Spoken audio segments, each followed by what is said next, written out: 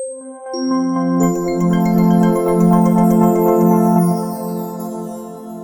everyone, I am back. It's Dr. Hammond here with your mental health moment. I hope that you've had a wonderful week.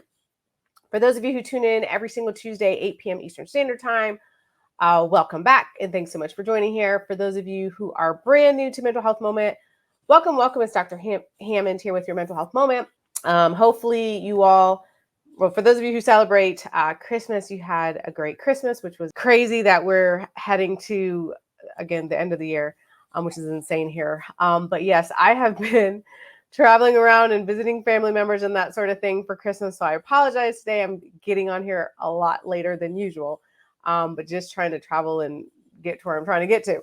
But again, I hope that you all, for those of you who celebrate, I hope that you have had a wonderful Christmas.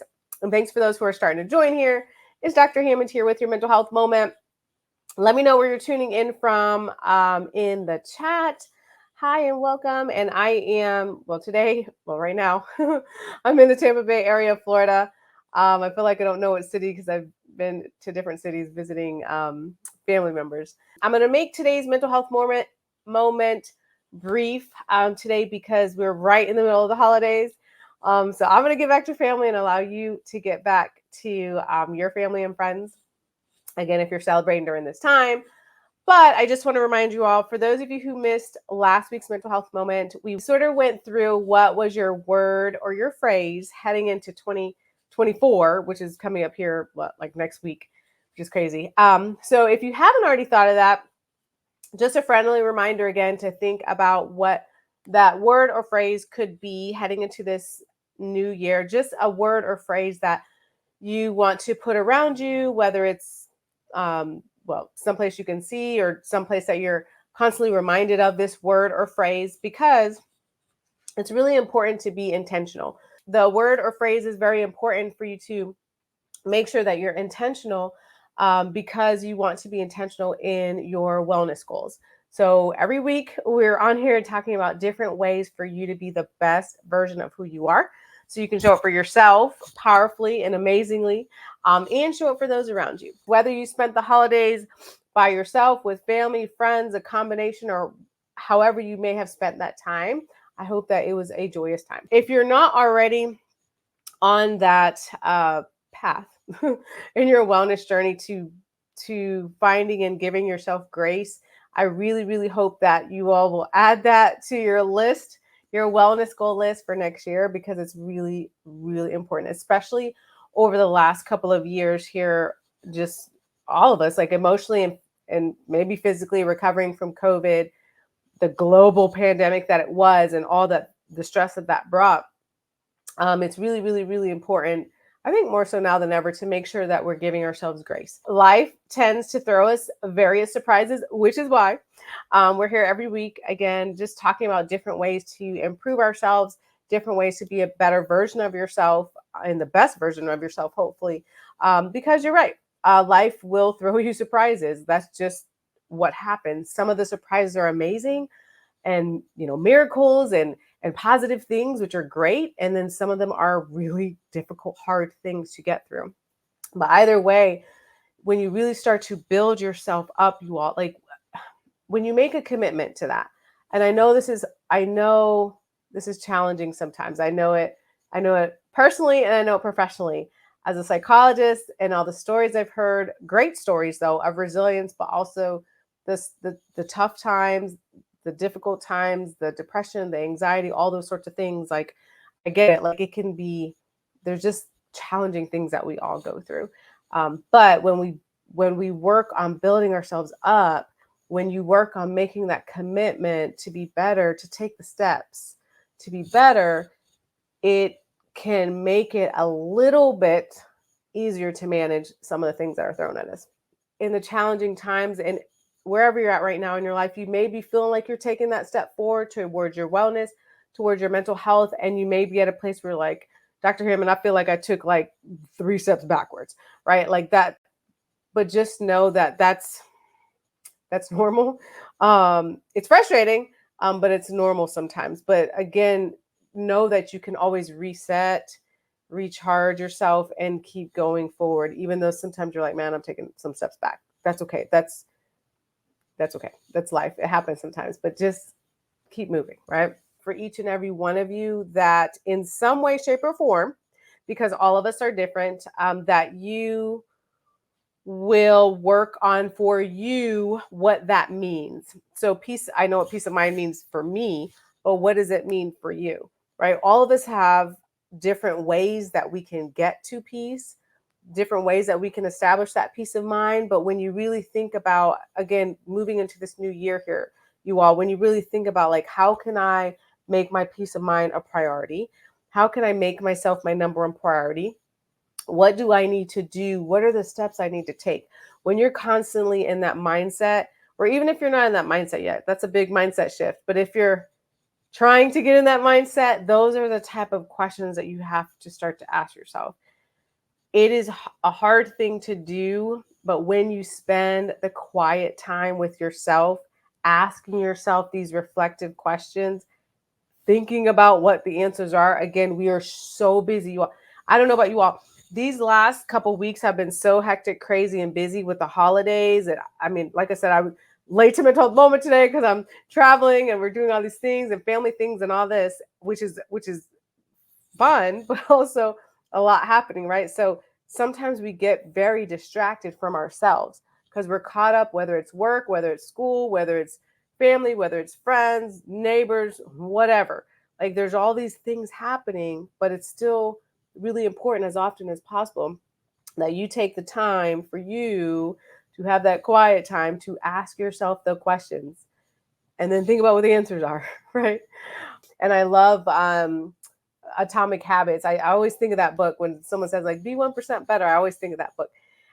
It's just such a great book about just even sometimes taking the baby steps. Like if you're 1% better every day, think about how much better you'd be at the end of next year. Just 1%. Like that's a baby step, right? Wonderful. So a lot of times you all, so just as a reminder, I'm going to wrap up here soon because I promise you all a shorter mental health moment tonight. But or whatever time of day it is for you, depending on where you're tuning in. But one of the things that can be difficult, and you're not alone in this, there's plenty of studies to show this. Normally with any type of resolution or with goal setting, we might be like, oh, new year, new me, and starting all these things, and January comes, maybe February, maybe even March, and you're like, man, my motivation or my momentum or whatnot has diminished a bit, right? And you're like, man, I don't know if I'm going to keep these goals. I don't know if I'm going to do these things. So that is a very common theme that's seen year after year after year. What I would say to you about that, if you really want to make your wellness, if you really want to be consistent with your wellness, is again, you have to start with the baby steps, the doable things. Now, I'm not saying not to take the leaps. Sometimes you want to do, big, huge steps in changing and personal development and self-development, all those sorts of things. Those are important too. But when you start with the baby steps, those things that you're like, man, this is no brainer. I could do that part.